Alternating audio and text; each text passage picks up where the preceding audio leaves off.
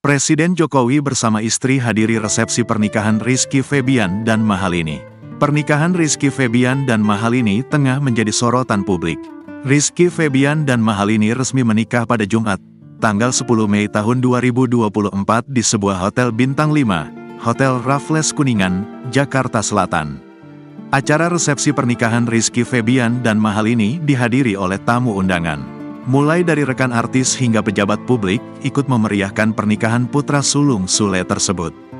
Bahkan, Presiden Jokowi dan istri juga hadir di acara tersebut untuk memberikan selamat kepada keduanya. Hal ini terekam dalam beberapa unggahan yang beredar di media sosial. Jokowi dan istri dikawal oleh beberapa ajudannya menuju tempat pelaminan untuk memberikan selamat ke mempelai. Setelah memberikan selamat, Presiden RI ini berfoto bersama keluarga dan kedua mempelai. Tak lama, Jokowi dan istri langsung meninggalkan tempat acara usai memberikan selamat. Selain datang langsung, Jokowi juga memberikan ucapan selamat berbahagia melalui papan bunga.